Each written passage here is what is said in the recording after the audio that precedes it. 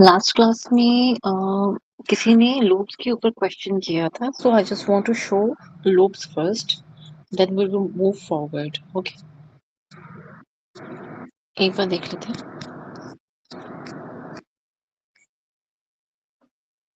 हाँ जी, ठीक है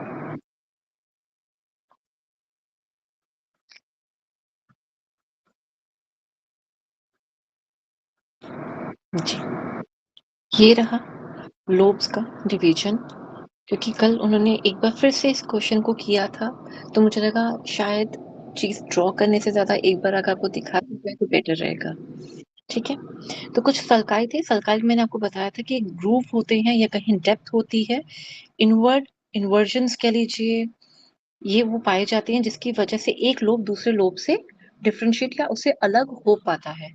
ये जो बीच वाला फिशर आप देख रहे हैं, ये वाला पार्ट यहीं से ये पूरा पीछे तक जाता है ऐसे करके, उसे कहते हैं कॉर्पस कैलोसम। ठीक है, फिलहाल यहाँ पे उसकी बात नहीं करी, इसको दिखा उसको नहीं शो कर रहे हैं, यहाँ पे दर्शाया नहीं जा रहा है। ठीक है, तो ये रहा हमारा frontal lobe, left and right. ठीक है, फिर आता है हमारा टेम्पोरल लोब, ये पूरा टेम्पोरल लोब है ये वाला एरिया। ये पूरा नहीं है, ये आधे में है, ये इन्होंने थोड़ा मिक्स कर दिया इसको। वन सेकेंड, ये एक्चुअली सर्कल्स ज्यादा शो करें इसलिए। ये नीचे वाला भाग आता है यहाँ पे टेम्पोरल का। ठीक है, ये वाला पेराइटल आएगा, parietal 1, parietal 2 means parietal left, parietal right, occipital left, occipital right. ठीक है, आई गेस अब समझने में दिक्कत नहीं होगी। और ये सेंटर वाला फिशर यानी कि सेंटर वाला गड्ढा जो होता है, जो इन दोनों को दो भाग में डिवाइड करता है। एक स्पेरिकल शेप थी किसी चीज की, ऐसे जैसे बनाई हो तो दिखे ना जी, कुछ सॉरी ऐसे होती है, कुछ स्फेरिकल शेप थी अंडे आकार की, उसको बीच में से काट दिया जाए तो कैसे बनेगा, कैसा दिखेगा। अगर अखरोट का मैंने जो को एग्जांपल दिया था वो इसलिए दिया था क्योंकि हमारे ब्रेन के साथ सबसे अच्छा मैच उसी का ही देखा जाता है। इन रियल लाइफ अगर किसी ने ब्रेन देखा है, कडावर्स देखे हैं कभी, कभी कॉर्पस देखा, कभी कभी देखा हो किसी ने भी, तो उनके लिए ये एग्जाम्पल देना बिल्कुल परफेक्ट माना जाता है कि अगर हम अखरोट यानी कि एप्रिकॉट के साथ अगर उसको कंपेयर करें ब्रेन को, देखने में बिल्कुल एक जैसे होते हैं, उसमें भी जो गड्ढे हैं और उभार है, ऐसे ही गायराई एंड सल्काई, इसी तरह से उनको भी देखा जाता है। बीच में दो भाग में उसको तोड़ दी जाए गिरी को, तो उस भाग को corpus. Walnut, Usha ji, walnut है, हाँ वॉलनट। जी, वॉलनट, वॉलनट, सॉरी एप्रिकॉट नहीं वॉलनट, हाँ जी, sorry, thank you so much जी। वॉलनट, वॉलनट को अगर हम तोड़ के देखेंगे तो बीच में से उसका जो भाग आता है उसे कॉर्पस कैलोसम कहते हैं, जो इन दोनों को जोड़ के रखता है, एक ब्रिज समझ लीजिए, दोनों की एक कड़ी समझ लीजिए। ठीक है, मेन जो असली काम जो हमारी बॉडी का हो रहा था, मैं ये नहीं कहूंगी कोई पार्ट अगर टूट जाए, कम हो जाए, तो हमारी बॉडी पे या कहें कि उस इंसान पे उसको असर नहीं दिखेगा। असर हर लोब का दिखता है, लेकिन जो असली मास्टर ग्लैंड जो है वो सब कुछ पाया जाता है, वो हमारे मिड ब्रेन में उस कॉर्पस कैल्सियम के पास पाए जाते हैं। ठीक है, चलिए यहाँ पे एक बार देख लिया इसको, इस तरह से भी एक बार देखना चाहें तो देख सकते हैं। पर ये टॉपिक अभी मैंने आपको प्रॉपर्ली नहीं करवाया, सिर्फ हाइपोथैलेमस को छोड़कर। हाइपोथैलेमस कुछ देखिए यहाँ पर है, ये रहा। ठीक है, हाइपोथैलेमस। ठीक है, ये बैलम जो मैंने आपको बताया था कि कल बैलम कैसा होता है, इस तरह से कुछ दिखता है ये। हिपोकैम्पस, एमिगडाला और हाइपोथैलेमस, ये मिलकर क्या बनाता है, लिम्बिक सिस्टम बनाता है।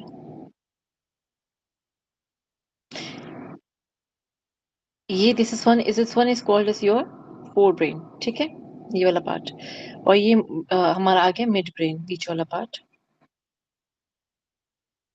कॉर्पस कैल्सियम वाला पार्ट जो आता है उसको मिड ब्रेन की तरह रखते हैं। ठीक है, और मिसेंसेफेलॉन भी कहते हैं उसको, मिड ब्रेन को। ठीक है, कॉर्पस कैल्सियम से जस्ट नीचे वाला भाग आप कहेंगे। ठीक है, और फोर ब्रेन के अंदर का पार्ट आता है टेलेंसेफलॉन और डायंसेफलॉन, टेलेंसेफलॉन एंड डायंसेफलॉन। ठीक है, और ये मिड ब्रेन का पार्ट आ गया मेसेंसेफ्लोन, उसको इसका नाम है, आप ये कह सकते हो। ठीक है, और हाइंड ब्रेन पीछे वाला पार्ट आता है जहाँ पे हमारा आता है सेरिबेलम, और मेलिनसेफोन सेफ्लॉन और माइलिन सेफ्लॉन, ये दोनों पार्ट आते हैं जिसके अंदर ब्रेन स्टेम इसको कहते हैं, तरह से।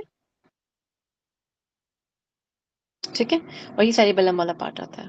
ठीक है, चलिए एक बार अब वहां पे पहुंच जाते हैं जहां पे हमने कल छोड़ा था। आई गेस ब्रेन का थोड़ा सा स्ट्रक्चर अभी समझने में थोड़ा ठीक हमें लगने लगे। ट्रैक्ट्स हमने कल देख लिए थे। ट्रैक्ट्स को समझने का तरीका एक बहुत अच्छा है। हमने लार्ज इंटेस्टाइन पढ़ी थी, ठीक है, असेंडिंग, ट्रांसवर्स एंड डिसेंडिंग, और यहां से सिग्मोइड और देन रेक्टम। क्या कुछ ऐसा ही पढ़ा था हमने? Ascending, transverse and descending. इसको उल्टा कर दो, मतलब ये हो जाएगी असेंडिंग और ये हो जाएगी डिसेंडिंग, ऐसे हो जाएगा। ठीक है, सिर्फ इतना समझना है इसमें। यहाँ पर अब ये क्या है, ये जो होगी कोई भी उत्तेजना या कुछ भी प्रॉब्लम या कहीं कोई भी इंद्रियों से कुछ भी ग्रहण करा हुआ, वो पहले यहाँ जाएगा, असेंडिंग से ऊपर जाएगा। अब यहाँ पे ट्रांसवर्स की जगह हम यहाँ लिखेंगे एंटर, मैंने इसलिए टी को हटाया नहीं, एंटर। ठीक है,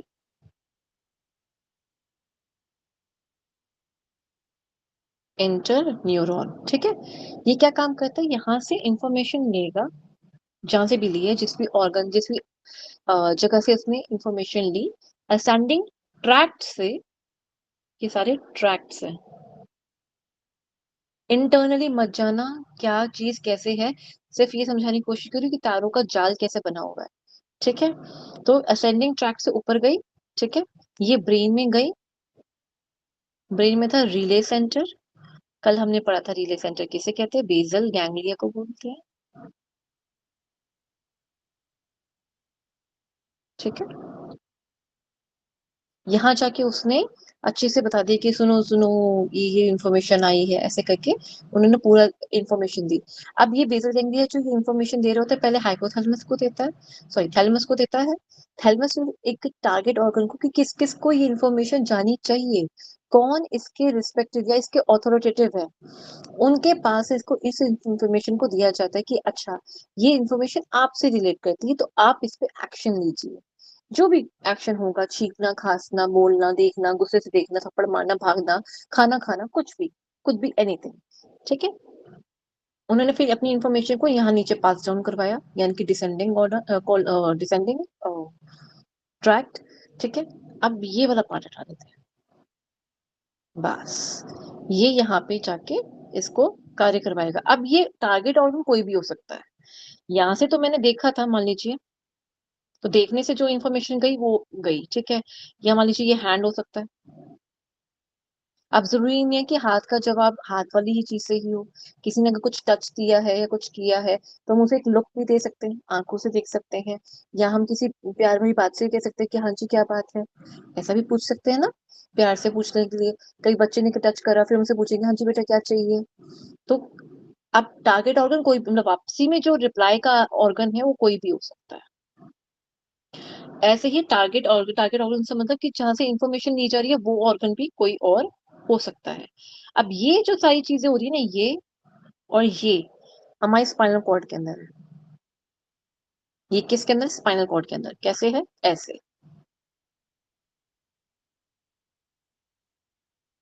असेंडिंग, और इसको ओह ये तो ब्रेन है, सॉरी सॉरी सॉरी सॉरी, हमारा जो वर्टिब्रल कॉलम का होता है वो ट्रैक सिम्पटम सेम ऐसे लगता है। वन सेकेंड, था मैंने लिखा था, कहाँ गया, अरे कल हमने देखा था, वन सेकेंड, ये रहा। ठीक है, यहाँ से बस इन्फॉर्मेशन आ गई, ये क्या है, ये वाली बात को भी रहने दीजिएगा बस अभी एक बार के लिए। ठीक है, यहाँ से समझिएगा, इन्फॉर्मेशन यहाँ से गई थी, असेंडिंग से ऊपर जाएगी, ब्रेन में गई, वहां से, अभी प्लीज इसकी जो लेबलिंग है उसको मत पढ़िएगा। ये स्पाइनल कॉर्ड को कट करा गया, मान लीजिए अगर कोई खीरा रखा हुआ है, कुकुम्बर है, उसको हमने बीच में सेंटर में से कट कर दिया, तो जो शेप दिखेगी ना, वो यहाँ समझाने का प्रयास करा गया।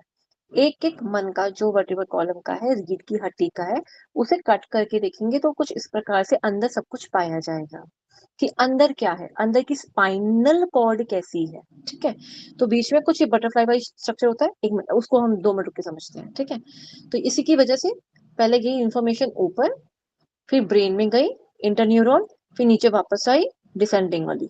ठीक है, ये कार्य ऐसे ही चलता है। अब इसके अंदर देख लेते हैं कि स्ट्रक्चर वाइज एग्जैक्टली कैसे है। जो मैंने आपको असेंडिंग डिसेंडिंग कॉलम बताई है, असेंडिंग कॉलम और सॉरी उसमें होता था ascending column, transverse and descending, correct. इसका बिल्कुल ऑपोजिट कर देना है बस हमको, असेंडिंग, ट्रांसवर्स, डिसेंडिंग। ये होती है हमारी लॉन्ग सॉरी लार्ज इंटेस्टाइन में। जब ब्रेन की बात आ जाएगी ये थोड़ा सा उल्टा हो जाएगा।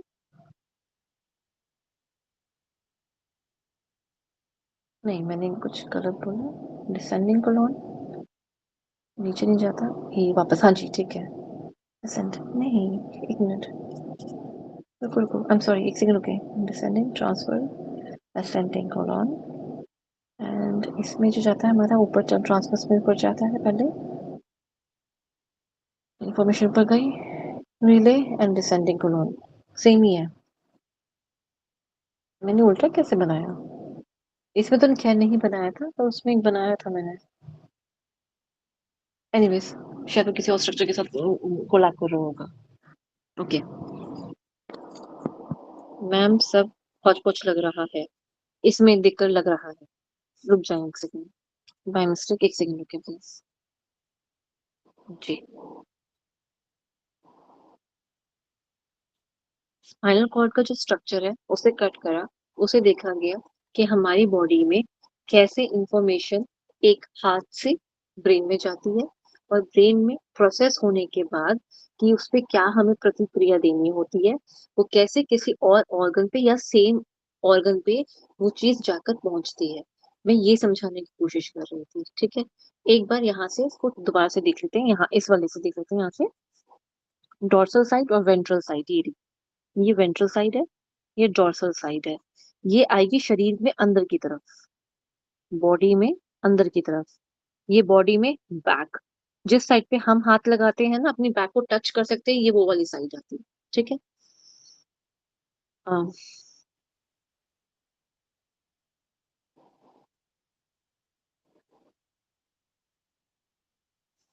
ठीक है, इसमें तो कई चीजें मैंने आपको भी बताई नहीं है। बेसन गैंग्रीन के अलावा को भी कुछ पता नहीं है इसके अंदर। वन सेकेंड,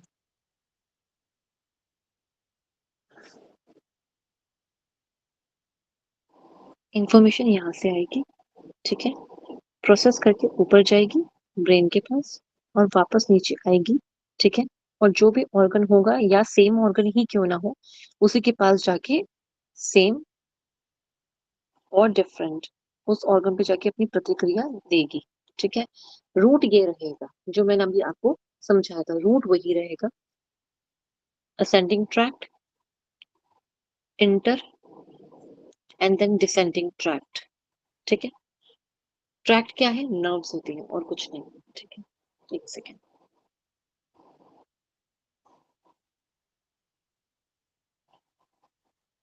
हाँ जी।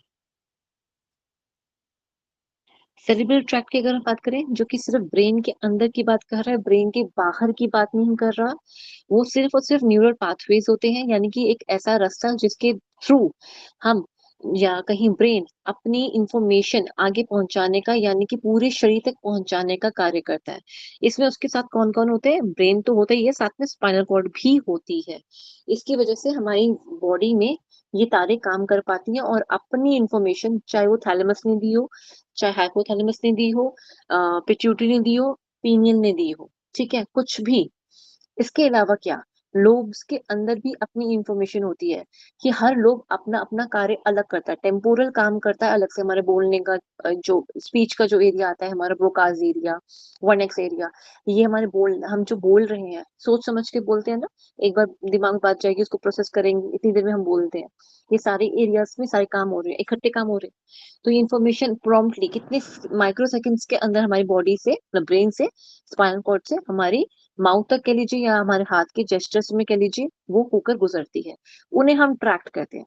वो जो तारों का जाल है जो ब्रेन और स्पाइनल कॉर्ड से हमें पहुंचा पा रहा है हमारी इंफॉर्मेशन को, ब्रेन की और स्पाइनल कॉर्ड की इंफॉर्मेशन को, उसे हम ट्रैक्ट करते हैं। अब वो चाहे इंफॉर्मेशन वाप इंद्रियों से लेने का हो, या उन्हें इंफॉर्मेशन देने के लिए हो, कहेंगे उन्हें ट्रैक्ट ही, ठीक है। चाहे वो ब्रेन का हो, स्पाइनल कॉर्ड का हो, वो उसे एक ट्रैक्ट ही कहेंगे। इंफॉर्मेशन लाने का काम करे या देने का काम करे, दोनों ही सूरतों में, ठीक है। बेसल गैंग्लिया कल तक हम समझ चुके थे, बस कुछ नहीं होता, एक रिले सेंटर होता है जिसके अंदर इंफॉर्मेशन को पूरे ब्रेन के अंदर फैलाया जाता है कि कौन सी चीज किसने उठानी है, या कहीं कौन सा लोब इसका कार्य को करेगा। जैसे ऑसिपिटल का लोब का है, इंफॉर्मेशन पहले थैलेमस पे जाएगी, ठीक है, आंखों ने देखा, उस पे गई, अब थैलेमस क्या करेगा, सीधा सीधा भेज देगा ऑसिपिटल लोब के अंदर। अब काम तो वहीं का था। अब ये साथ साथ में उसने सिर्फ ऑसिपिटल लोब पे नहीं भेजेगा, वो कानों पे भेज सकता है कि कोई चीज देखी, कि मान लीजिए हमने कोई चीज देखी और इतने में हम या तो उसकी बातें जो ये सुनना चाह रहे हैं कि मान लीजिए मुझे उषा जी सामने से दिखी, तो मैंने उनको देखा, देखने वाला प्रोसेस तो मेरा ऑसिपिटल लोब से हुआ। इतने में मुझे उषा जी ने नमस्ते बोला, मैंने भी उनको नमस्ते बोला ना फटाफट से, या मैं उनको सुनने के लिए मैंने अपने कानों को, यानी कि अपनी उत्तेजना या अपनी अवेयरनेस को वहां बढ़ाया। तो सारी चीजें हमारे ब्रेन की जो लोब्स हैं वो भी साथ साथ में इकट्ठे एक साथ काम करना शुरू करते हैं। इसे इसे कहते हैं इंटर न्यूरॉन्स का काम, यानी कि रिले काम, यानी और कहेंगे कि जो प्रोसेसिंग है पूरे ब्रेन की इकट्ठे एक साथ, वो बेसल गैंग्लिया करवा रहा, ठीक है, अकेला कुछ नहीं करवा रहा। मैं इसलिए ज्यादा डेप्थ में नहीं जाना चाह रही थी क्योंकि ये सारे वर्ड्स बहुत कंफ्यूजिंग है, बट स्टिल ये यहाँ पे है तो मैं आपको एक एक पॉइंट क्लियर करना चाह रही हूँ, ठीक है।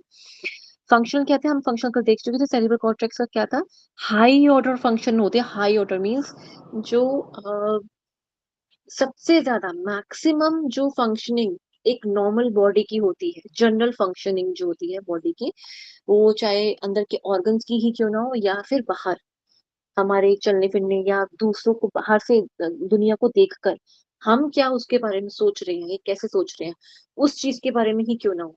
अब अंदर क्या हो गया, अंदर जैसे कि हमारी बॉडी का तापमान हो गया, ऑर्गन्स प्रॉपरली अपनी टाइम पे खाना खाएं, जो सेल की जो फंक्शनिंग चल रही है अंदर प्रॉपरली, जो हमारी बॉडी के अंदर जैसे लीवर के फंक्शंस बन रहे हैं, लीवर के जूसेस बन रहे हैं, और जो हमारे इंटरनल ऑर्गन्स का जो एक, जैसे बोन्स के अंदर जो काम चल रहा है, किडनी जो अपना काम कर रही है, थायराइड ग्लैंड जो अपना काम कर रहा है, इन सबको अच्छे से आराम से एक बार देखने का काम ये कर रहा होता है।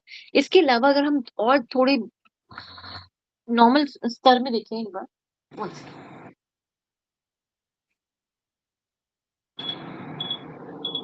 बहुत ही छोटे स्तर में देखें, छोटे स्तर में नहीं बोलूंगी, चीजों को अलग मायने में, जिन चीजों को हम छू नहीं सकते या जिन चीजों के बारे में हम सिर्फ बात करते हैं, तो हम वो ब्रेन वो वहां पे कैसे काम कर रहा है।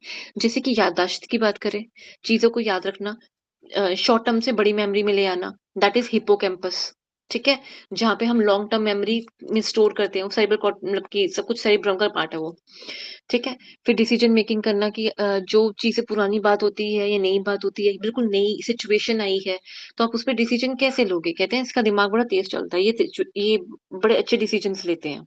तो उनका सेरिब्रल कॉर्टेक्स बड़ा ही अच्छे से सिंक्रोनाइज, यानी कि एक साथ काम कर रहा है, पूरा ब्रेन बड़े अच्छे से एक साथ काम कर रहा है, सिंक्रोनाइजेशन में काम कर रहा है। इसमें नहीं लिखा, मैं आपको वैसे बता रही हूँ, इसमें ये इतनी बात नहीं जोड़कर नहीं लिखी है, ठीक है। पर फिर भी उस चीज को थोड़ा सा आपके साथ डिटेल में इसलिए साझा कर रही हूँ क्योंकि साइकोलॉजी में भी ये पार्ट आएगा। यहाँ तो आप मेरे साथ पढ़ ही रहे हो, पर साइकोलॉजी में भी ये वाला पार्ट आएगा, ठीक है। डिसीजन मेकिंग, लर्निंग, लर्निंग से मतलब क्या होता है कि जो चीजें देखकर आप पढ़ रहे हो या आपको पढ़ाया जा रहा है, या आप खुद से कुछ कोशिश कर रहे हो, एंड्रोगॉजी पेडागोजी वाली बात, ठीक है। सेंसरी परसेप्शंस, जैसे हम जानते हैं pain, temperature, touch, sight, hearing, taste and smell. Control the voluntary muscular movements of the body, जो प्रतिक्रिया आप किसी को देखकर या सुनकर या आसपास के एनवायरनमेंट से या अपने अंदर जो प्रतिक्रिया आपकी शरीर लेता है, जैसे कि फॉर एग्जांपल बॉडी में पेन हो रहा था तो हमारे हाथ पांव हिलने शुरू हो जाते, बड़ी दर्द हो रही है पैरों में, आज तो घुटने चले ही गए। तो ये क्या कर रहे हैं, हमारी बॉडी मूवमेंट कर रही है ना वहां पर।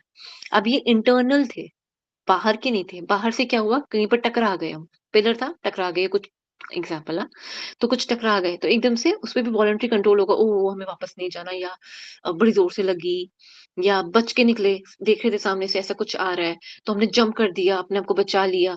ये सारी मूवमेंट्स कैसे हो पा रही है, ये सारा कुछ सेरिब्रल कॉर्टेक्स करवा पा रहा है, ठीक है।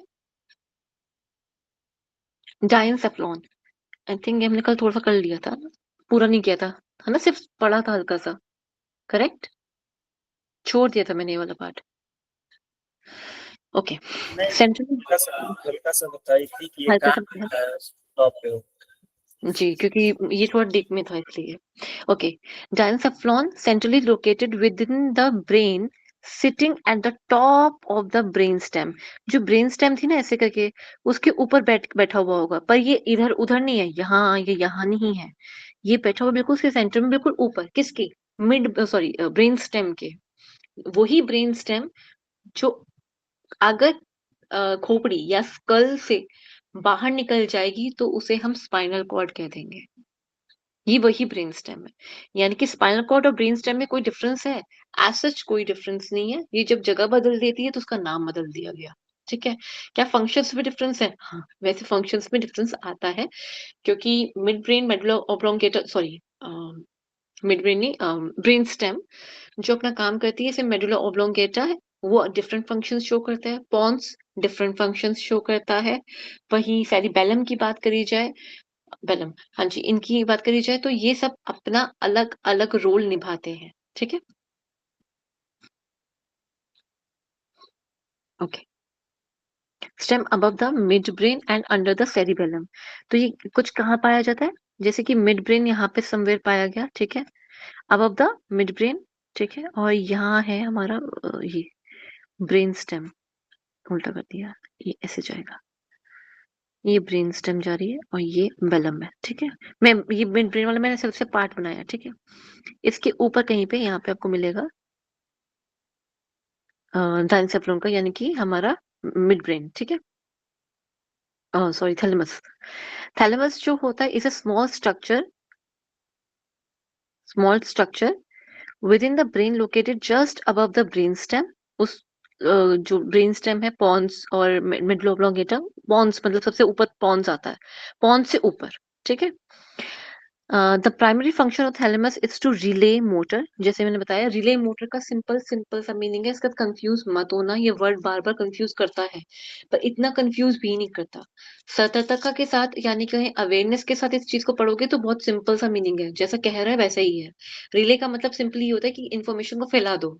ठीक है, और जो जो उसका अथॉरिटेटिव है, जो जो उसका अ, जो उसका पर्टिकुलर लोब है या पर्टिकुलर ग्लैंड है, उसके पास जाके ये इंफॉर्मेशन देता है और कहता है अपना कार्य शुरू कर दो। ठीक है, then sensory signals to the cerebral cortex, ये रिले करता है, और साथ में जो भी हम इंद्रियों से ग्रहण करते हैं वो सारी इंफॉर्मेशन हमारे सेरिब्रल कॉर्टेक्स में जाती है। ठीक है, हाइपोथैलेमस, थैलेमस ही काम कर रहा है बोला, मैं अगेन बता रही हूँ। एक और चीज, इसमें एक और चीज लिख लीजिएगा, वैसे इतना वो नहीं है, एग्जाम में तो नहीं आएगा, पर यही है, ऑल फैक्ट्री बल्ब्स होते हैं हमारी बॉडी में। ऑल फैक्ट्री मतलब हमारी नाक के सूंघने वाले जो बल्ब्स होते हैं, ये इनके पास ना अपनी एकता होती है, मतलब इनकी प्रधानता होती है, ये जाके रिले सेंटर के पास जाके कोई बात नहीं करेगा। इसकी प्रधानता होगी, जिस लोब में जाना है, जहां जाना है, वहां जाके बात बताएगा अपनी, या ग्लैंड को जाके अपनी कुछ हार्मोन्स रिलीज कराने हैं, वो करवा लेगा। लेकिन बाकी पूरी बॉडी में कोई ऐसा ऑर्गन या कोई ऐसी इंफॉर्मेशन वाला कोई ऐसा बॉडी पार्ट नहीं है जो पहले थैलेमस के पास ना आए और फिर टारगेटेड ग्लैंड या ग्लोब के पास जाके वो बात ना करे। ठीक है, सबको करना पड़ेगा, सबको पहले जी हुजूरी करनी पड़ेगी थैलेमस के पास आकर। ठीक है, हाइपोथैलेमस, हाइपोथैलेमस का मैंने मीनिंग का बताया था कि हाइपो का मतलब नीचे, किसी चीज के नीचे या किसी चीज का कम हो जाना, जैसे कि हाइपोथायरॉयडिज्म हम पढ़ते हैं। ठीक है, तो हाइपो का जब भी कहीं वर्ड आ जाए या ये हमारा प्रीफिक्स लगा हुआ हो, तो हम उसे यही कहेंगे, कोई चीज है जो उसके नीचे है। अब वो कौन सी चीज है? थैलेमस, यहाँ थैलेमस है। ऐसे ही हाइपोथायरॉयडिज्म में थायराइड, थायराइड के नीचे। अब वो थायराइड के नीचे कोई चीज नहीं होती है, वैसे वो एक बीमारी का नाम है। ठीक है, यहाँ पे हाइपोथैलेमस कोई बीमारी नहीं है, एक एक्शन में एक चीज पाई जाती है। ठीक है, ये कहाँ होता है? It lies just below the thalamus, तभी इसको हाइपोथैलेमस कहा है। और थोड़ा सा ऊपर होता है पिट्यूटरी, एक्चुअली पिट्यूटरी से इतना ऊपर भी नहीं होता। जैसे कि ये थैलेमस है ना, इसके यहाँ पे हाइपोथैलेमस पाया जाएगा, और यहाँ छोटा सा ऐसे करके पिट्यूटरी ऐसे पाया जाता है। जैसे कि गॉल ब्लैडर और लीवर का संबंध होता है ना, ऐसे ही हाइपोथैलेमस और पिट्यूटरी आपस में बिल्कुल सेम टू सेम लगते हैं ये, स्ट्रक्चर वाइज। ठीक है, to which it is attach by a stalk. ये जो डंडी सी है ना जो मैंने बनाई है ये वाली, इसको स्टॉक कह रहा है वो। ठीक है, ये किस चीज को कंट्रोल करता है? हाइपोथैलेमस, हमारी एपेटाइट यानी कि हमारी भूख, हमारी शांति के, हाँ बस अब तो पेट भर गया, बस और नहीं खाना, या किसी चीज को देख के वैसे ही मन नहीं करता, वो सब चीजें हो गई। ठीक है, हमारा प्यास का, जो हमें प्यास लग रही है, नॉर्मल प्यास जो लगती है वो वाली, किसी चीज को देखकर वाली प्यास नहीं, ये नॉर्मल वाली बात कर रही हूँ मैं। ठीक है, वाटर बैलेंस बॉडी के अंदर, पानी, आपने तो बहुत सारा पानी पी लिया स्किन को ग्लो करने के लिए, लेकिन ब्रेन को ये चीज देखनी है। ब्रेन में भी कौन? हाइपोथैलेमस इस चीज को देखेगा कि वाटर बैलेंस जो आपका, मतलब वाटर जो आपने बहुत ज्यादा इनटेक कर लिया, इसको हमें बैलेंस में लाना पड़ेगा। कहीं इससे बॉडी धीरे धीरे फूल ना जाए, बहुत सारी बीमारियां लग जाती है ओवर होने पे। हम सब जानते हैं चीज बैलेंस होनी चाहिए, ना कम ना ज्यादा। तो जब वो बहुत ज्यादा हो जाएगी, कम हो जाएगी, तो बॉडी में से निकलवाएगा। कम हो जाएगी तो कहेगा और लाओ। ठीक है, बैलेंस बनवाने के लिए। बॉडी टेम्परेचर, गर्म सर्दी, दोनों के केसेस में देखा जाएगा। ठीक है, इमोशनल रिएक्शंस जो होते हैं, रोना या हंसना या खुशी मनाना, ये सारा कुछ हमारा हाइपोथैलेमस से वो रिएक्शंस निकलते हैं। तो ये रिएक्शंस कैसे कैसे हैं? Pleasure, fear and sexual behaviour, सब चीजों में हमारा मेन हाइपोथैलेमस हमारा एक मेजर रोल प्ले करता है, इसलिए लिम्बिक सिस्टम के अंदर ये पाया जाता है। ठीक है, ओके, पीनियल ग्लैंड या पीनियल बॉडी की अगर बात करें तो ये मेलाटोनिन सिक्रीट करती है, बहुत ही इंपॉर्टेंट है, क्योंकि यही हमारी स्लीप और वेक साइकिल को बनाता है। सिरकाडियम रिदम कहते हैं इसे।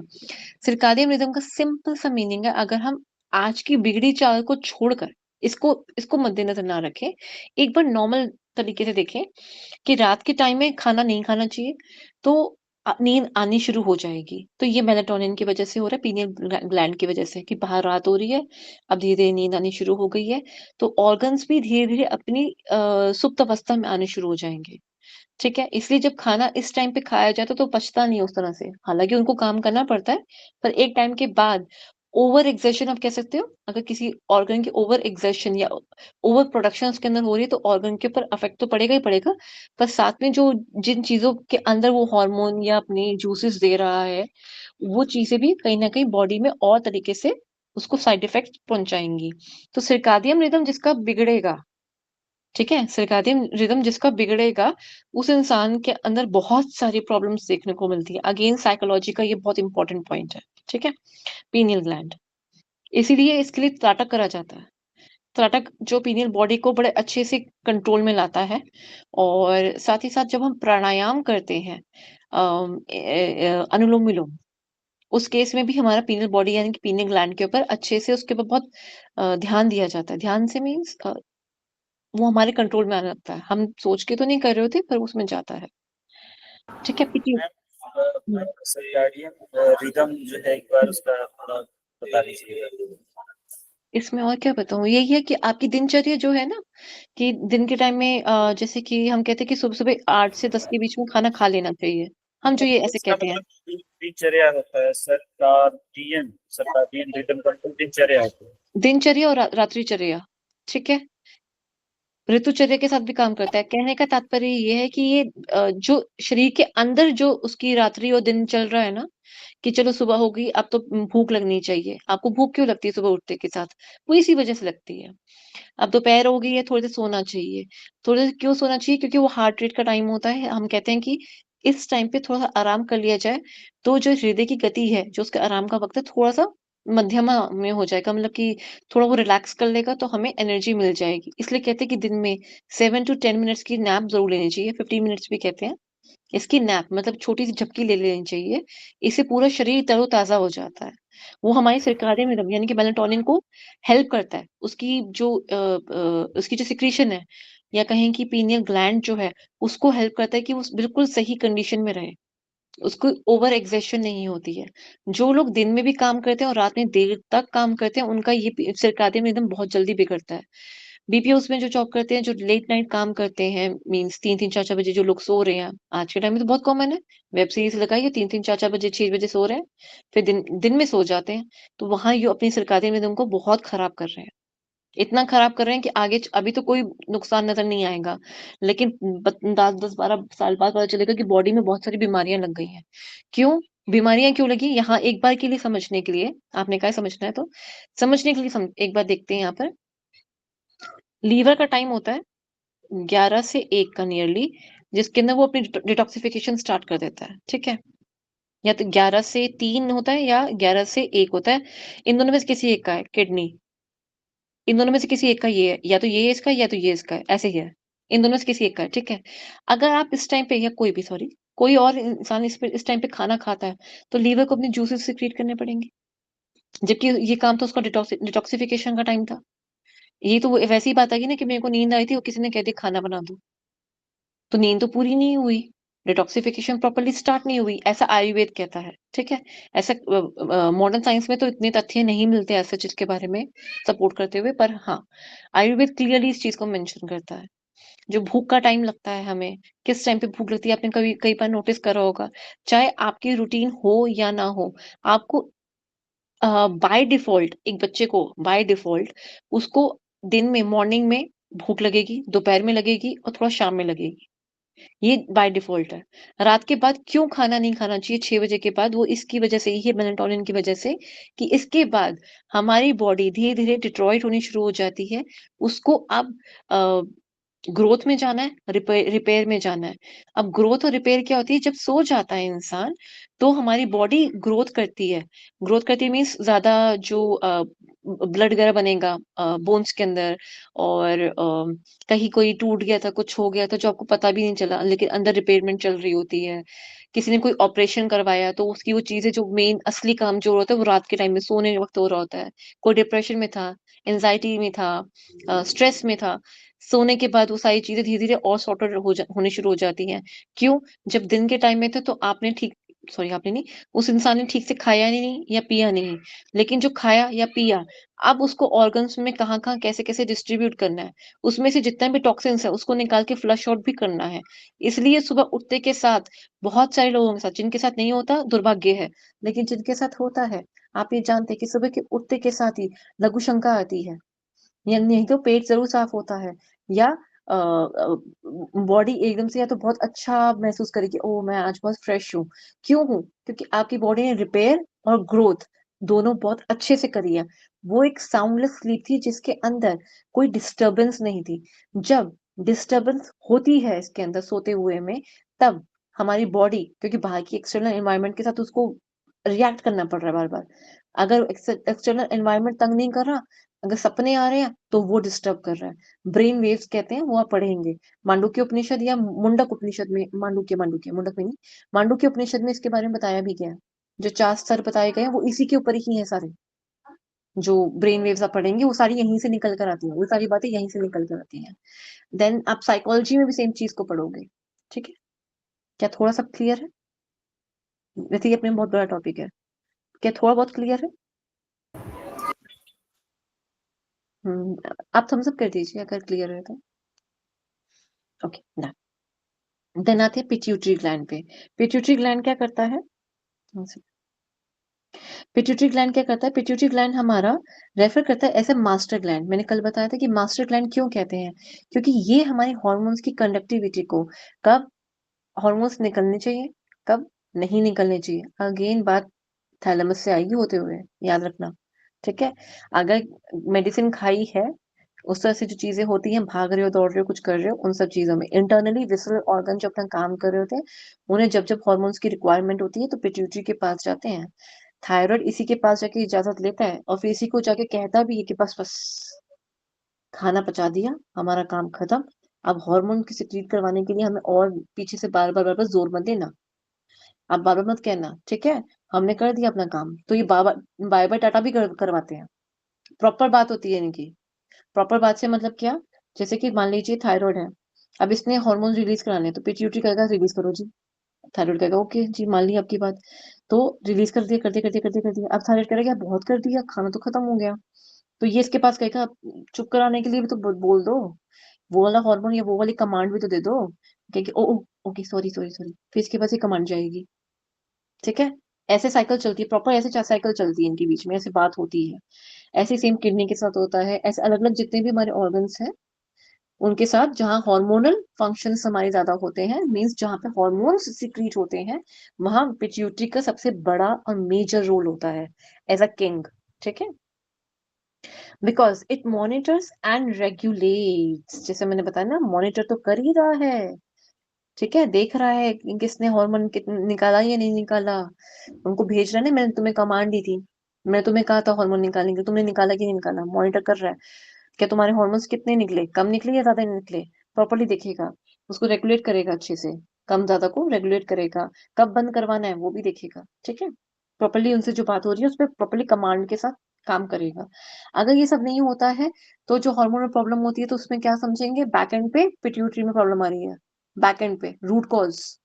ठीक है, बाकी कौन सा ग्लैंड इम्बैलेंस हुआ हुआ है ये तो एक अलग चीज है ही है, पर रूट कॉज क्या आएगा, पिट्यूटरी। ठीक है, इसलिए प्राणायाम बहुत बहुत बहुत बेनिफिशियल होता है जिनको हार्मोनल इम्बैलेंस होता है। ये रहा, ये पत्ती जैसा आकार का है थैलेमस। ठीक है, उसके नीचे ये हाइपोथैलेमस, यहाँ, और इसकी यहाँ पे पिट्यूटरी जा रहा होता है। मैं थोड़ा बड़ा बनाया है सिर्फ समझाने के लिए। ये चुटकू सा पीछे होता है पीनियल ग्लैंड, चुटकू सा। ठीक है, अब आते हैं ब्रेन स्टेम के ऊपर। ब्रेन स्टेम क्या कहता है, एक बार यहाँ देखो, ये थैलेमस है ना यहाँ पर, इसके नीचे जा रही है, ये थैलेमस खुद ये रहा। ठीक है, ये थैलेमस खुद है, इसके नीचे से ये वाला जो ब्रेन स्टेम वाला पार्ट निकल रहा है ना, ये वाला, वो यही है सारा, ये वाला, ये वो वाला पार्ट है। ठीक है, कनेक्टिविटी कर पा रहे हो, डॉट्स कनेक्ट कर पा रहे हो, चले। ब्रेन स्टेम, अब ब्रेन की ये एक ऐसी स्टेम है, ये कह लीजिए एक ऐसा तना है ब्रेन का जो हमारे ब्रेन को ऊपर उठाए हुए भी है और फिर नीचे स्पाइनल कॉर्ड के भाव में उसको नीचे भी लेके जा रहा है। अब अकेला तो ये बहुत कुछ संभाल रहा है, सिर्फ ये नहीं कि ब्रेन को संभाले बैठा है, नीचे वाले स्पाइनल कॉर्ड का भी जिम्मा इसने उठाया हुआ है। तो बीच का कार्य तो कुछ तो इम्पोर्टेंट कार्य कर रहे होंगे यहाँ पर। जी बिल्कुल करते हैं, समझते हैं। It is the bottom part of your brain, बिल्कुल निचला हिस्सा माना जाता है ब्रेन का। It looks like a stock, यानी कि स्टॉक मतलब मीन्स तना मान लीजिए, वैसा लगता है, डंडी तना, that connects the rest of your brain to your spinal cord. ये वो एक कड़ी है जिसने स्पाइनल कॉर्ड को और ब्रेन को आपस में एक दूसरे से जोड़े रखा हुआ है। तभी कहा था कि फांसी देते वक्त जब ये स्पाइनल कॉर्ड यानी कि मेडुला ऑब्लोंगेटा यहाँ से कटक टूट जाता है, तो ब्रेन का और स्पाइनल कॉर्ड का दोनों का जो बिल्कुल दोनों अलग अलग हो जाते हैं, राहु केतु हो जाते हैं, बिल्कुल अलग अलग हो जाते हैं। ठीक है, your brain stem sense signal from your brain to the rest of your body.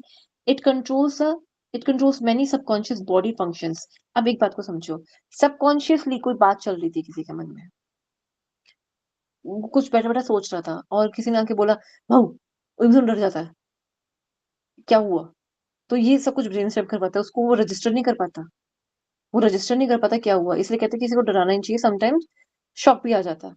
वो शॉक का काम, कंट्रोल करने का काम मेडुला का होता है, लेकिन वो शॉक वो एब्जॉर्ब वो कर नहीं पाया एक बार के लिए, तो वहां पे ऐसा प्रॉब्लम आ जाती है।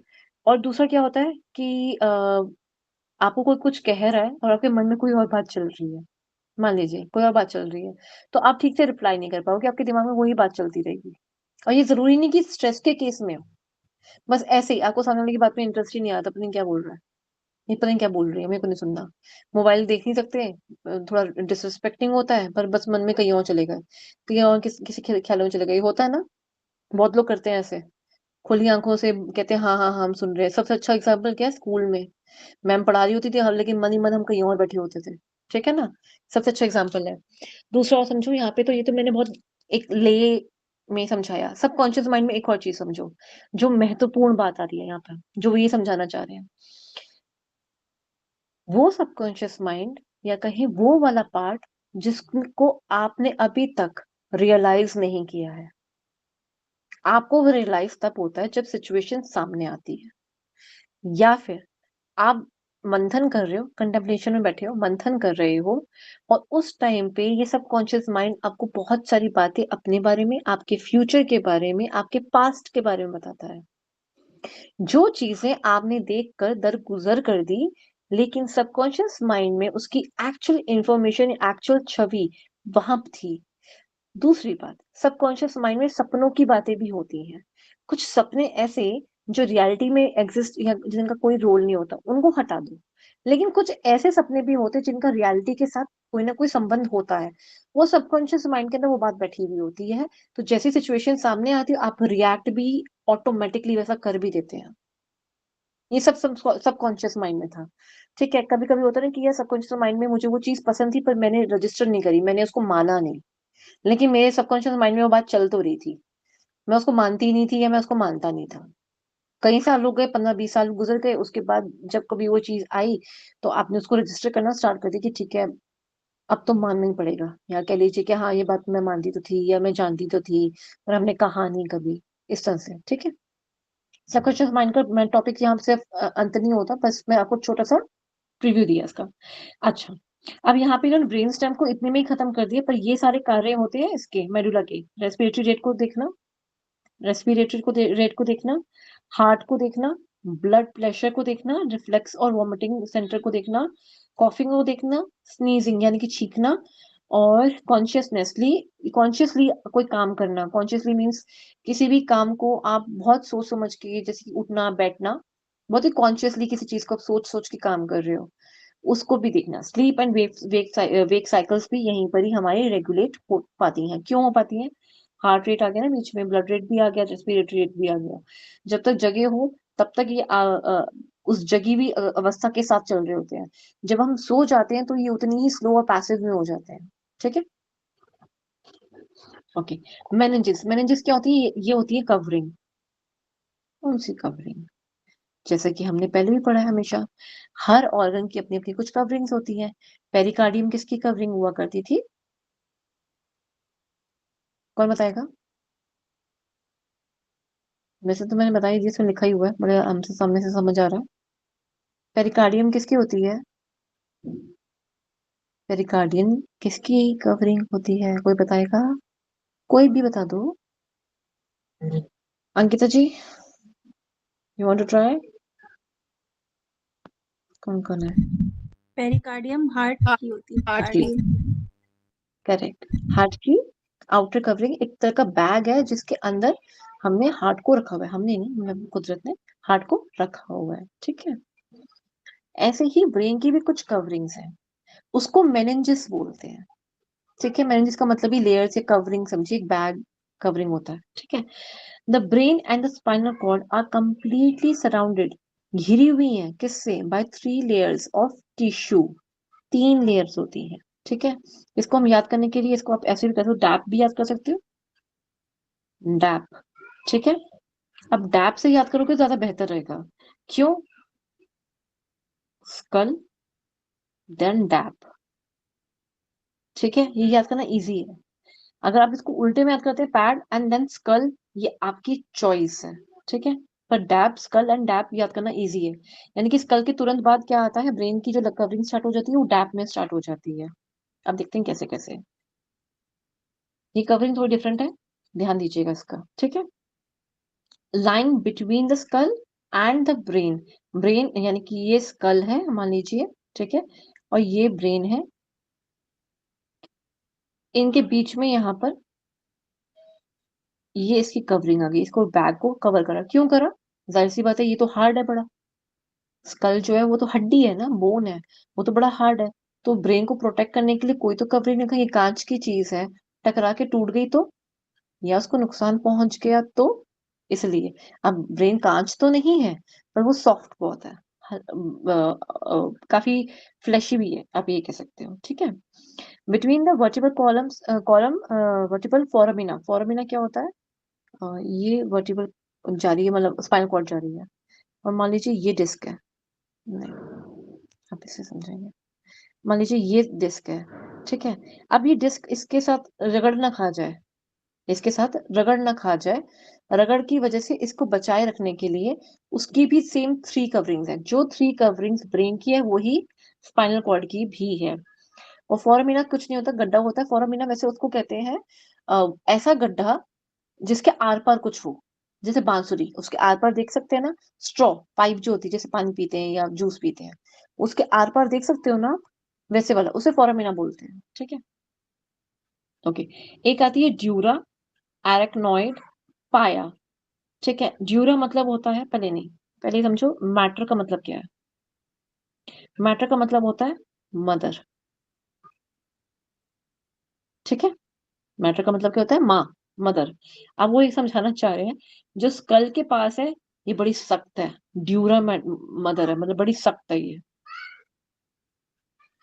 सख्त है, ये बहुत तेज है, बड़ी स्ट्रिक्ट है मदर है ये वाली। ठीक है, एरेक्नॉइड का मतलब क्या होता है, एरेक्नॉइड का मतलब होता है spider web. Spider, basically spider web, जाल की तरह फैला हुआ। ठीक है, एरेक्नॉइड ही एक एक ये साइंटिफिक टर्म है।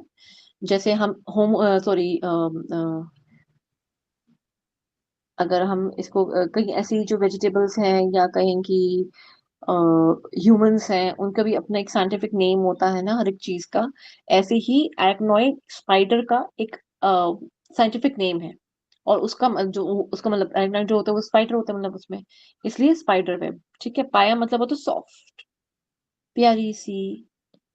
तो ये जाहिर सी बात है, कहाँ पाई जाएगी, ये तो ब्रेन के बीच में पाई जाएगी।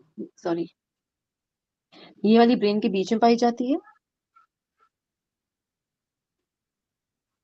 ठीक है, ये वाली ब्रेन के बीच में पाई जाती है। टफ वाली जो होती है स्कल के पास पाई जाती है। अब सॉफ्ट वाली तो जाहिर सी बात है ये इंटरनल लेवल में पाई जाएगी, बिल्कुल अंदर वाले कान मतलब ब्रेन के पाई जाएगी। मतलब कुछ ऐसे, ये ब्रेन है। अच्छा नहीं बनाया मैंने, यहाँ से बनाते हैं। कुछ ये ऐसे करके ये ब्रेन है। ठीक है, ऐसे करके ये ब्रेन जा रहा है। ठीक है, तो पहली वाली ने यहाँ प्रोटेक्शन दी। ठीक है, फिर बीच वाले ने क्या करा, यहाँ पे जाल सा बना दिया। इधर देखिए, ये कैसे जाल बनाएगा फिर, तुम्हारा मजदूर होता है। यहाँ पे कहीं पे इसने ये जाल बनाया, ऐसे जाल में काम कर रहा है ये बीच वाला। ऐसे ऐसे ऐसे ऐसे ऐसे करके इसी की कुछ इन्वर्जेंस भी निकल रही होती है। ठीक है, लास्ट आता है ये वाला, पायोमेट्री यहाँ कहीं पे होती है। ठीक है, क्लियर है, किसी को डाउट तो नहीं है। आप इस बात को समझिए कि पहले हम जब कवरिंग पढ़ते थे वो सिर्फ यहीं की यहीं लाई होती थी, बाहर बाहर भी होती थी वो कवरिंग। इतनी अंदर तक कोई कवरिंग नहीं होती थी, सिर्फ ब्रेन की है जो पूरी अंदर तक है। सारी कवरिंग, 3 कवरिंग है, वो पूरी अंदर तक जा रही है। क्या ये बात क्लियर है सभी को, लेयर समझ आ रही है तीनों की तीनों? Correct, very good.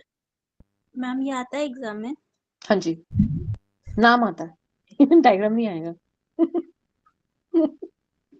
मुझसे पहले ही डर गए, बताओ। इसकी बीमारी अभी होती है, उसके ऊपर भी क्वेश्चन आ जाता है। ठीक है, द ज्यूरा एंड एरेक्नाइड मैटर, यानी कि ऐसी, ज्यूरा मतलब सख्त माँ और एरेक्नाइड में स्पाइडर वाली माँ जो है। हाँ जी उषा जी। तो ये मेनिंजाइटिस एक बीमारी है ना जो फीवर होता है, तो करेक्ट इस पे होता है क्या ये कवरिंग? जी, कवरिंग के अंदर इन्फेक्शन हो जाती है। इन्फेक्शन ब्लड की वजह से भी हो जाती है, क्योंकि ब्रेन में वैसे ब्लड नहीं होता है। ब्रेन के पास सेरिब्रोस्पाइनल फ्लूइड होता है, याद है? मैंने लास्ट एक दो पीछे क्लासेस में एक बार बताया था मैंने, जब हम ब्लड पढ़ रहे थे। CSF, सेरिब्रोस्पाइनल फ्लूइड, आपने लिखा भी था, आपने मुझसे पूछा भी था। तो ये फ्लूइड जो होता है एक तरह का लिम्फ लाइक फ्लूइड होता है। तो ये क्या करता है, ये लिम्फ लाइक फ्लूइड होता है। ये क्या करता है, ये मेजरली ब्लड में से सारे न्यूट्रिएंट्स, ऑक्सीजन और जितनी भी जरूरत के पदार्थ हैं, आयंस वगैरह, सब ले लेता है। पर आरबीसी और इन बड़े बड़े जो वो है मॉलिक्यूल्स हैं, उनको कहते हैं ना ना ना, अंदर नहीं आना, बाय, बाहर रहो, बाहर रहो, अंदर कोई नहीं आएगा। तो CSF उनको रख लेता है। क्यों इनको छोड़ देता है, क्योंकि अगर आरबीसी या कोई भी बड़ा मॉलिक्यूल ब्रेन के अंदर डेड हो गया, उसे बाहर निकालना आसान नहीं है। उसकी वजह से बहुत सारी प्रॉब्लम्स क्रिएट होती हैं। ठीक है, तो फिर भी ये ब्लड क्लॉट होता है ना सर में जो? हाँ ये सही कह रहे हो। वो उन जगह पर ब्लड का होता है जहाँ पे कहीं पे अगर ये ऐसा हो गया, वैसे जाता है कहीं जगह पर ब्लड अंदर चला जाता है, कभी कभी हम्म पास बाय कर लेता है, तो वो क्रिएट करता है प्रॉब्लम। उनको निकालना इतना आसान नहीं होता। हम्म। ठीक है ओके। जी, वेरी गुड। चलिए, बहुत अच्छा सवाल था। वेरी गुड, ऐसे सवाल पूछते रहा करें, अच्छी बात है। अच्छा, ड्यूरा एंड एरेक्नॉइड मैटर्स जो होते हैं are separated by a potential space, subdural space. रहने दो, बहुत ज्यादा हो जाएगा। कह क्या रहा है बता दूं एक बार, सिंपली वो कुछ नहीं कह रहा कि उन दोनों के बीच में एक स्पेस होती है, एरेक्नाइड और ड्यूरा के बीच में एक गैप है, उस गैप को वो सब ड्यूरल कह रहे हैं। यानी कि हमेशा एक और चीज, हाइपो और ये सब जनरली पता ना, ये हेडिंग है, ये इसकी सब हेडिंग है। स्कूल में पढ़ते थे ना, ये हेडिंग है और ये इसकी सब हेडिंग है।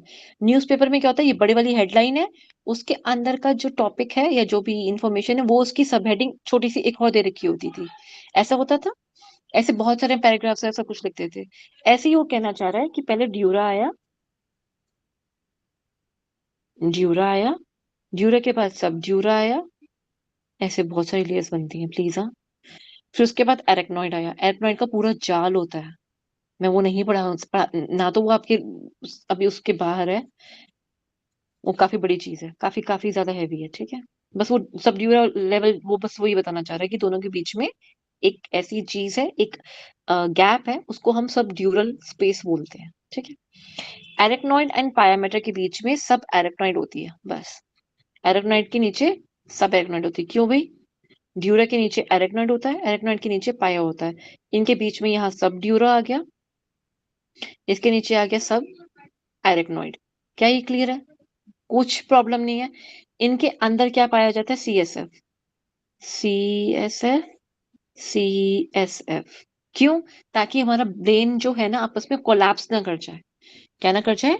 कोलैप्स ना कर जाए, ठीक है। ये ब्रेन की मैनेजेस दे रखी हैं, ठीक है। ये पाया वाली आ गई, ये वाली पाया वाली आ गई, सब एराक्नाइड आ गई, सॉरी एराक्नाइड ये वाली, देन ड्यूरा ये वाली, and this is the skull, ठीक है। ओके, चले एक बार यहाँ देख लेते हैं। कुछ ऐसा है जो रह गया। वेंट्रिकल दे रखे हैं? नहीं दे रखे, ठीक है। नहीं दे रखे तो हम बताएंगे भी नहीं। आ गया। ये जो थर्ड आई बोलते हैं तो वो पीनियल ग्लैंड है ना? जी जी जी। थर्ड आई क्यों बोलते हैं उसको पता है आपको? वो क्योंकि उसमें ही वो होता है ना जो अवेयरनेस, ये जो अवेकनिंग। समवेयर पॉइंट बहुत अच्छा तक सही है, पर अगर कनेक्टिविटी में एक और चीज बोली जाए तो अभी समझाती हूँ, रुकिए।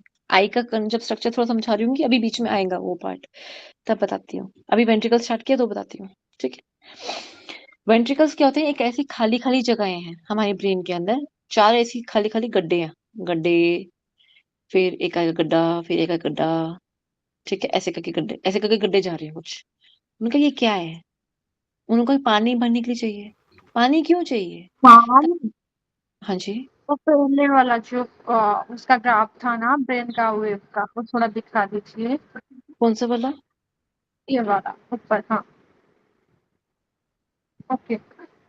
ओके, चले, ठीक है। अब ये कहता है कि स्पेस जो है ना इसके बीच में ब्रेन के, ये स्पेस इसलिए दिया गया ताकि ब्रेन आपस में कोलैप्स ना कर जाए। कोई भी अगर खाने का पदार्थ भी होगा, कुछ भी होगा ना, उन सब में कोशिश कुदरतन तौर पे ना, उन सब में क्या होगा, जैसे ये ब्रेन है, ये सारा ब्रेन बनाया हुआ उन्होंने ऐसे करके, ठीक है। तो यहाँ की जगह पे ना कुछ गड्ढे बनाए हुए हैं, ऐसे करके। गड्ढे थोड़े गलत बना दिए मैंने, सॉरी। तो ऐसे करके कुछ गड्ढे बना रखे हैं, ठीक है। ये यहाँ पे ऐसे चोंच नुमा जा रहा है, ठीक है। और ये एक्विडक्ट जा रही है। ज्यादा डिटेल में नहीं करेंगे, बस थोड़ा बहुत समझेंगे, थोड़ा थोड़ा करके, ठीक है।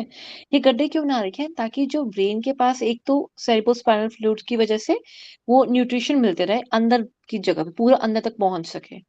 अब वो पूरा जाल बना के नहीं दे सकता था, तो उन्होंने कुछ अंदर वेंट्रिकल यानी कि कुछ ऐसे गड्ढे छोड़ दिए जिसमें पानी भरा रहेगा। वो पानी CSF है, जो मैंने पहले भी बताया। उस पानी की वजह से ब्रेन आपस में चिपकता नहीं है। और सबसे ज्यादा इंपॉर्टेंट बात, इन वेंट्रिकल की वजह से ही जो 1500 समथिंग ग्राम्स का हमारा जो ब्रेन है, नियरली 1400 समथिंग ग्राम्स का, 1350 और 1400 समथिंग कुछ का जो ग्राम्स का जो ब्रेन का जो वेट है, वो हमें हैवी नहीं लगता। हमें लगता है, हमें हमें महसूस नहीं होता कि इतना भारी हमारे सर में कुछ चल रहा है, या हम टॉप ऑफ बॉडी हम कुछ इतना हैवी कैरी कर रहे हैं। हमें इस वेंट्रिकल्स की वजह से ही नहीं लगता। इट क्रिएट्स बियॉन्ड फोर्स, और बियॉन्ड फोर्स या आर्किमिडीज प्रिंसिपल बोलते हैं इसको, ठीक है। एक बार देख लेते हैं क्या चीज है ये, अगर यहाँ पे थोड़ा और डिटेल में देखते हैं एक बार, ठीक है। तो ventricles are the irregular shape, कुछ खास ऐसे फिक्स्ड शेप नहीं है, मतलब कि हर व्यक्ति को थोड़ा अलग अलग ही मिलेगा देखने में, ठीक है। Irregular shape of cavities that produce cerebrospinal fluid, इसके अंदर वो फ्लूइड जो प्रोड्यूस होता है, एक्चुअली ये प्रोड्यूस नहीं कर रहा होता, इसके अंदर एक कोरोइड प्लेक्सिस नाम की एक चीज होती है। नहीं समझेंगे, नहीं समझेंगे, हाँ ये प्रोड्यूस कर रहा है, मान लो, मान लो, मान लो वही प्रोड्यूस कर रहा है, मैंने नाम गलत ले लिया, फिर आप उस पर क्वेश्चन पूछेंगे, जो चीज है नहीं उसके अंदर जाएंगे नहीं। मान लीजिए हाँ, यहीं पे इन वेंट्रिकल्स के अंदर सीएसएफ हमारा प्रोड्यूस हो रहा है, ठीक है। And transported around the cranial cavity, जो स्कल है, जो खोपड़ी वाला भाग है, उसमें जो ब्रेन है, जहां जहां इस पानी की जरूरत है ना, वहां वहां उसे सप्लाई कराया जाता है, ताकि मॉइस्चर बना रहे, नमी बनी रहे, और रुक्षता ना आए, प्रॉपरली न्यूट्रिएंट्स मिलते रहे, आयंस मिलते रहे, ऑक्सीजन प्राप्त होती रहे, उनसे टॉक्सिन्स भी लिए जाएं, जो जो वेस्ट प्रोडक्ट उनका बन रहा है वो भी लिया जाए और उसे थ्रो आउट भी किया जाए, ठीक है। अब होते कैसे कैसे हैं? एक राइट और लेफ्ट लेटरल वेंट्रिकल, ये आगे की तरफ होता है यहाँ पर, ठीक है। बिलो द कॉर्पस कैलोसम, ये कॉर्पस कैलोसम है, इसके नीचे वाले भाग में यहाँ पे, यहाँ पाया जाएगा ऐसे करके, ठीक है। फिर थर्ड वेंट्रिकल क्या होता है? Cavity below the left ventricle and between the two thalamus, ये लेफ्ट वाला मान लीजिए ऐसे है, और जो थैलेमस है ना, लेफ्ट एंड राइट वाला, उनके बिल्कुल उस पार्ट के पास कह लीजिए, यहाँ पे थर्ड के पास, यहाँ पे कहीं पे होता है ये, ठीक है। फोर्थ वेंट्रिकल जो होता है वो नीचे की तरफ यहाँ जाके यहाँ आता है, below the TV, third ventricle between the cerebellum and pons, ये सेरिबेलम है यहाँ पर मान लीजिए ये, और ये वाला पॉन्स वाला पार्ट आता है ऐसे करके, ठीक है। इसके बीच में से चोंच नुमा जा रहा होता है, चोंच की तरह टुवर्ड्स द सेरिबेलम ऐसे करके जा रहा होता है, और ये एक्विडक्ट से कंटिन्यू होता है। ये है, ये है, ये है, और ये है, ऐसे, ठीक है।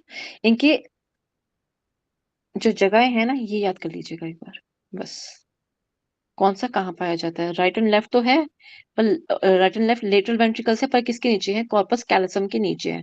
जो अखरोट यानी कि वॉलनट हमने तोड़ा था, उसके बीच वाला भाग था ना, उसके नीचे, लेफ्ट एंड राइट, ठीक है।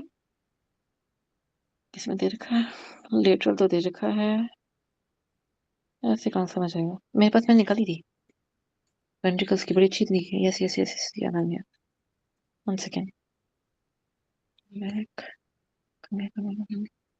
ये रहा, ये रहा, ये रहा, ये रहा, ये वाला पार्ट है, ये लेटरल वेंट्रिकल है, कॉर्पस कैल्सियम इसके ऊपर से घूम कर आ रही है, ठीक है। जैसे हेलमेट होता है ना एक तरह का, एक हैंडल की तरह इनके बीच में से निकल रहा होता है, ठीक है। लेटरल वाला ये हो गया, लेफ्ट एंड राइट वाला। थर्ड वेंट्रिकल ये रहा बीच में, ठीक है। और फिर लास्ट में नीचे ये एकदम पीछे पाइप से कंटिन्यूशन में जाना है ना इसने, तो एक सेकेंड, कंटिन्यूशन में नीचे जाना है ना इसने, इसलिए यहाँ पे ये भाग जो होता है एक्वाडक्ट भी कहा जाता है। ये चोंच निकल रही है, चोंच निकल रही है ऐसे करके, ठीक है। ये नीचे जा रहा है ऐसे एक्विडक्ट के साथ, ठीक है। चले,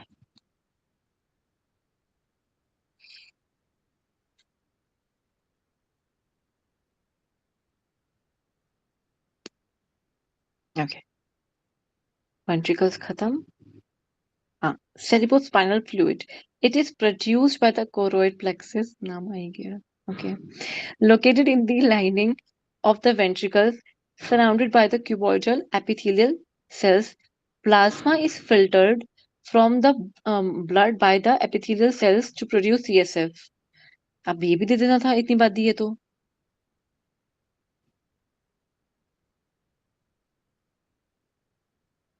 इसका नाम होता है ट्रिपल बी का ब्लड बैरियर, ब्लड बैरियर, एक और वर्ड साथ में अटैच होता है इसके, वाया है, अरे मैं भूल कैसे गई, मैं भूली नहीं एक सेकंड, ओके। ब्लड बैरियर, एक और बी का कुछ मीनिंग था, मुझे अभी एकदम से याद नहीं आ रहा, the moment I will recall it I will tell you, ठीक है। होता क्या है, कोरोइड प्लेक्सिस का मतलब क्या है? सिंपल सी चीज है, कार्य क्या कर रहा है कोरोइड प्लेक्सिस? ये सिंपल सिंपल जैसे मैंने बताया ना, blood blood brain barrier, blood, ये क्वेश्चन आया था, ब्लड ब्रेन बैरियर। अब ये क्या करता है, कोरोइड प्लेक्सिस क्या करता है, कोरोइड प्लेक्सिस को मैं सीपी लिख रही हूँ। ये क्या करता है, ये ना ब्लड जब इनकी कांटेक्ट में आता है ना, तो कहते हैं नहीं, जो मैंने आपको पूरी कहानी ऊपर समझाई थी ना कि आरबीसी डब्ल्यूबीसी इन सबको आने नहीं देता, बड़े वाले मॉलिक्यूल्स का अंदर नहीं आने देता, तो ये वही, इसी को कहते हैं ब्लड ब्रेन बैरियर। तो ये कहाँ कौन कर रहा होता है, कोरोइड प्लेक्सिस कर रहा होता है। ये कहाँ पे, सीएसएफ की जब बना होता है वेंट्रिकल्स के अंदर, वो ये काम कर रहा होता है, कोरोइड प्लेक्सिस। ठीक है, तो ये सारा कुछ ले लेता है एज अ लिम्फ, मैंने कहा था लिम्फ लाइक उसका फ्लूइड होता है, वो यहाँ कोरोइड प्लेक्सिस ये सारे काम करवा रहा होता है। और उस कार्य को करते हुए, जो वो कार्य कर रहा है, उसका नाम दिया, उसको संज्ञा दी, blood brain barrier, triple B. ठीक है, okay, located in the lining of the ventricles surrounded by the cuboidal cells, plasma is filtered from the blood by the epithelial cells to produce CSF। Function क्या करता है, shock absorber का काम करता है, maintain uniform pressure, जो brain. Ma'am इसका एक बार हिंदी में इसको बता दीजिए। हिंदी में, हिंदी में ब्लड तो रक्त हो गया, ब्रेन मस्तिष्क हो गया, बैरियर वो का नहीं, वो नहीं, वो ट्रिपल बी का मतलब नहीं, ये जो स्पाइनल फ्लूइड है उसका जो भी व्याख्या, it is produced by the okay. Cerebral में, सेरिब्रल हमारा होता है, सेरिब्रल मींस जो सेरिब्रल कॉर्टेक्स पढ़ रहे हैं ना, ये वही सेरिब्रल सेरिबो है। ठीक है, सेरिबो कह रहे हैं यहाँ पर उसको, उसको बस सेरिबो नाम दे दिया। स्पाइनो क्यों कह दिया, सेरिबो स्पाइनल फ्लूइड है, स्पाइनल, स्पाइनल कॉर्ड वाला, स्पाइनल, और ये फ्लूइड क्यों नाम दिया, बड़ी सिंपल सी व्याख्या है इसकी, कि जो फ्लूइड ब्रेन में और स्पाइनल कॉर्ड में फ्लो हो रहा है, उसे सेरिबो स्पाइनल फ्लूइड कहा जा रहा है, जो मस्तिष्क में और हमारी जो मज्जा, शायद नहीं, क्या बोलते हैं इसको, मेरू रंजा, मेरू मेरू मेरू के बीच में होता है, मेरुदंड बोलते हैं। मेरुदंड के अंदर जो स्पाइनल फ्लूइड मेरुदंड। जाता है, मेरुदंड ना, उसके अंदर जो जा रहा होता है, उसको जो उसके अंदर भी फ्लूइड मौजूद है, सेम जैसे मैंने आपको बताया ना कि बीच में वेंट्रिकल्स बने हुए हैं, ऐसे ही स्पाइनल कॉर्ड के अंदर भी ये आपको पाया जाता है।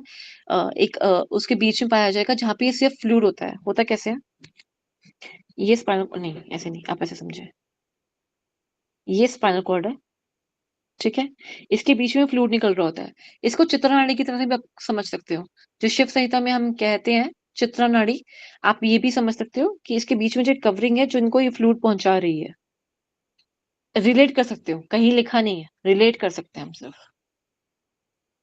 कि सुषुम्ना नाड़ी के बीच का जो भाग है उसे चित्रा नाड़ी कहते हैं, वो ये कहा जाता है, समझने के लिए सिर्फ, क्योंकि इसके अलावा कोई और पार्ट है नहीं इसके अंदर। ठीक है, ओके, सॉरी जी, तो यूनिफॉर्म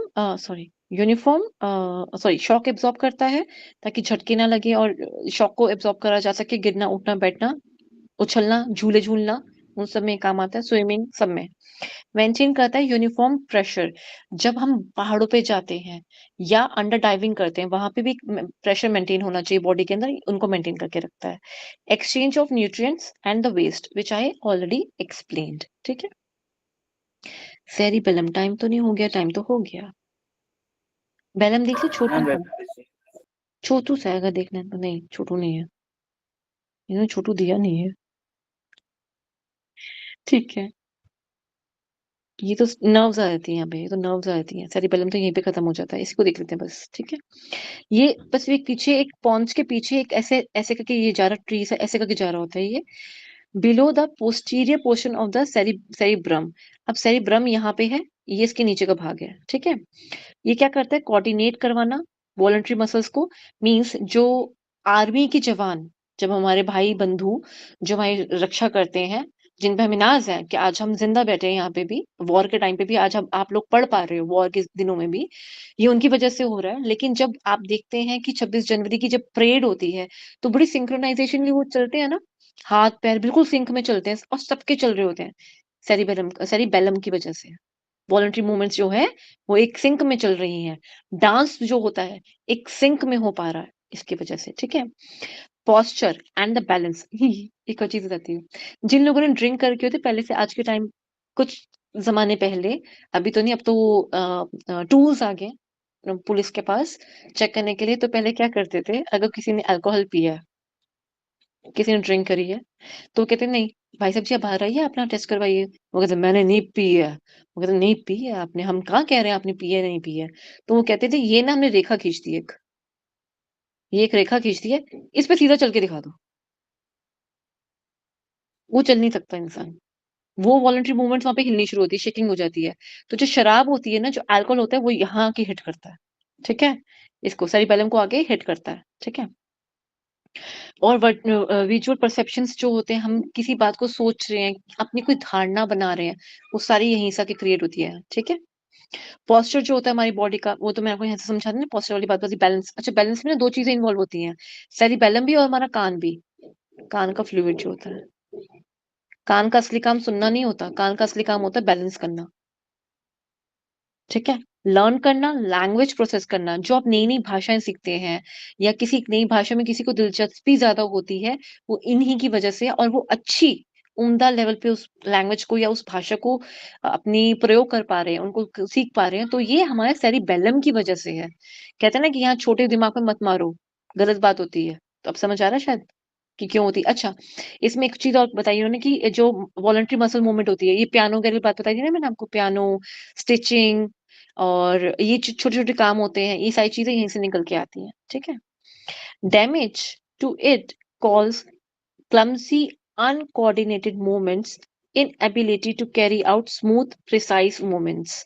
मतलब क्लमज़ी से मतलब कहते हैं थोड़ा बड़ा अजीब-सा, रुका-रुका सा, अजीब-सा काम कर रहा है वो।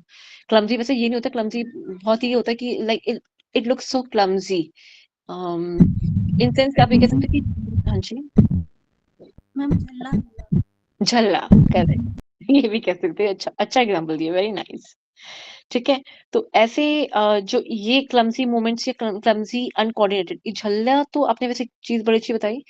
कुछ लोगों में कभी-कभी होता है, जैसे कि मैंने अल्कोहल का एग्जांपल दिया। दूसरा एग्जांपल क्या होता है? ड्रग्स।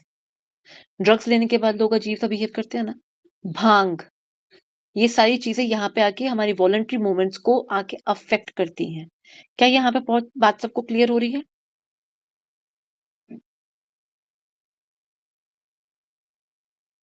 Okay, done. तो आज हम यहीं तक रख रहे हैं, ठीक है? 1 सेकंड। ये कहाँ से आ गया? नहीं, मुझे आपसे कुछ नहीं पूछना। ये आज हमने यहाँ तक समाप्त कर रहे हैं, बाकी कल स्ट्रक्चर ऑफ नर्व्स को पढ़ेंगे, ठीक है? स्ट्रक्चर ऑफ नर्व्स वैसे आता नहीं है, कभी पूछा तो नहीं गया आज तक, पर हम फिर भी करेंगे। क्या पता यूजीसी कुछ पूछ ले तो? बेसिक चीज़ तो पता होनी चाहिए हमें। 1 second, give me a moment.